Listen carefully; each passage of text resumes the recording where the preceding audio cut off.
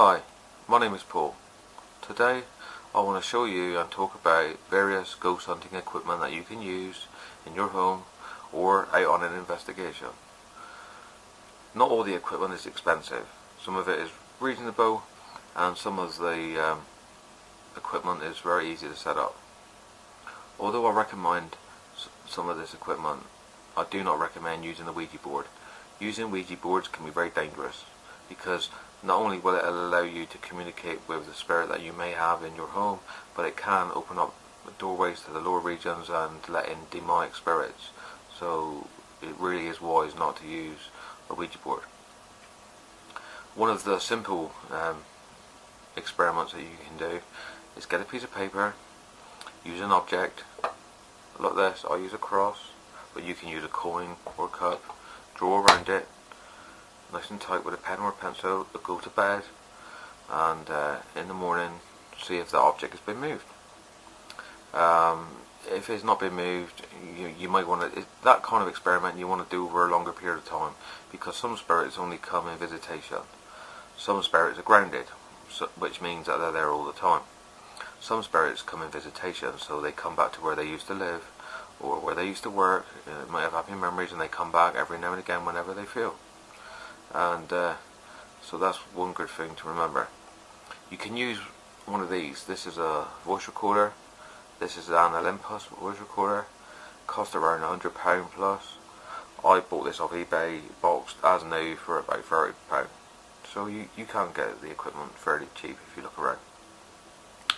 Why is it good to use a voice recorder? Well, spirits, when they speak, normally the human ear cannot hear, because we only hear a certain frequency. A bit like a dog whistle. When you blow a dog whistle, we hear absolutely nothing, yet the dogs will perk up when they hear it. But what the voice recorder does, it records all the frequencies, and if the spirit should talk, spirit voice, you will pick it up. I did. I used this recorder after having activity at my apartment, and I spoke into the recorder and I said, if there's anybody here with me in spirit, please leave me a message. I went to bed. At a later date, I listened to the sound recording, and I found on the recorder a female voice telling me to get up in the middle of the night, which I find kind of amusing. At least it's a lot friendlier than get out. But once you've made your recording, it's very easy to transfer the recording to your computer. All you do is connect this to your computer via a USB lead that you get supplied with it. You then drag the sound file from here to the desktop using your mouse, and then you can use Windows Media Player to play it. Although I recommend downloading WavePad. It's free and it's a very good piece of software that enables you to listen to your sound recordings, and it shows you a sound graph of your sound recordings. So WavePad is very good. Next I will show you what you call an EMF meter. Now, what is an EMF meter? Here we have a EMF meter. I have various types, but they all do the same thing. They measure EMF levels. EMF stands for electronic magnetic field. Basically, all electrical items give off electronic magnetic fields. And before you do your investigation, say you've purchased one of these, you want to do a base test, which means go around during the day and take a reading, and then basically you'll know the normal levels of EMF in your home. What I generally do, I switch off all the electrical items in my room, and then I can discount anything giving off electronic magnetic fields from the electrical items that I have. If I switch this one on, it will do a self-test. You will hear the alarm go off, and you will see the red strobe light up. Basically, that's it, doing a self-test. You see the green light on, that's it, ready to go. Basically, this measures EMF levels from 0 to 0.5 milligauss. Basically, should you pick up high EMF levels, the alarm will sound like that constantly, and the strobe will go off constantly, and the needle it will move right up into the red and indicate what level of EMFs you're getting. Even if you're not into ghost hunting, using an EMF meter can be very good. It can be good for your health, because high EMF levels can cause skin irritations, headaches, hallucinations, and even in extreme cases, if it's really high levels, it can cause tumours, cancer. So, for instance, I have an alarm clock next to my bed, and it gives off very high EMF. So I've moved it further away so that when I'm asleep, I'm not in that magnetic field, because it's not good for you. But it's widely believed that when ghosts try to manifest, they manipulate the energy within the environment, in the air. They can drain batteries, or they can even take energy from humans, and they use that energy to manifest. But in my experience of watching ghost programs, ghost series like Ghost Hunters, EVPs, which stands for Electronic Voice Phenomena, are a lot more common than apparitions. I believe because it takes a lot less energy for a ghost to speak than it does to actually manifest.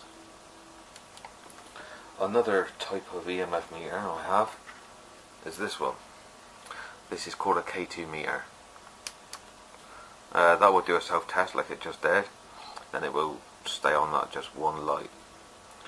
This one goes from 0 to 20 milligauss. They use this one on Ghost Hunters, the American ghost hunting program. It's a good EMF meter, and like the other one, it's illuminated, so if you're in the dark, you can see what levels of EMF you're getting, and you know, you're not going to be stuck in the dark and not being able to see the display. Unlike this one, this is a EMF meter. Again, they use this one on Ghost Hunters. This one's a good meter because it goes from 0 to 2 to 300 milligauss, which is very high.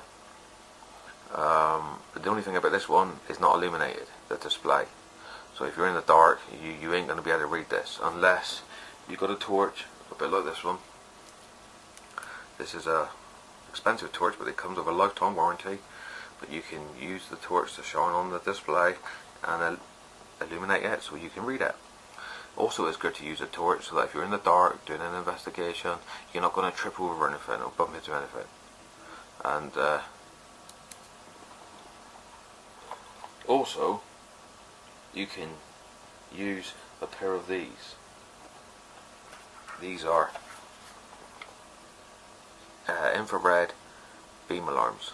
Basically, this one will transmit a beam to this one. You cannot see it, it's infrared. But basically what happens is you set these up quite far apart and switch them on, and if anything, a spirit, a ghost, or even a person. So, you know, again, these are not just good for ghost hunting, but they're good for security. If anything walks through and breaks that beam, it's going to trigger these, and they're very loud. They operate on 3 AA batteries each, which last a long time. They slot together so that you don't lose them, so keep them together. And basically, if you've got these set up downstairs and you're upstairs doing an investigation, or even if you're 2 floors away, if this goes off, you're going to be able to hear it. So again, they're not just good for ghost hunting. If you're sat in the garden and you got your patio door open, or you're working in your garage and you set these up, no one's going to be able to get past you if you got these set up, because it's going to, as soon as they break that beam, you're going to know of them being there. So these cost about £20 off eBay, relatively cheap, but as I said, good for security as well as ghost hunting. Ghost hunting equipment, obviously, can be a little bit expensive. So what I do is I put all my equipment in this aluminium briefcase, all set up nice, so if I do need to go on an investigation, I've only been to one in Haunted Woods, which is quite good, but in the future I may look at going to other haunted locations. But I'll use this in my home, and if I keep it nice and tidy in the case, I know where it is when I need to use it. So I hope that this recording has given you some valuable information on what occurs and how to use it. Now, what you need to remember is some spirits have what you call intelligence, which means that when you speak to them, they will speak back to you, they will communicate with you. But other spirits, apparitions, they're what you call residual energy, which means it's energy recorded into the fabric of the building. And say, for instance, someone may see an apparition walk from one doorway to another, and they keep seeing that and nothing else, and you cannot communicate with that spirit because it just keeps doing the same thing over and over again. It's like a recording, it just keeps doing the same thing over and over again, and it don't really have any intelligence. It's just a recording. And but an intelligent spirit will communicate with you. Feel free to check out my other videos here on YouTube. I call a spirit voice, as I said, on voice recorder. Check it out, leave your comments, but if you do leave your comments, please do so in a respectful, mature manner. And if you've got any stories you'd like to share, any experiences, I will look forward to reading them. Anyway, take care.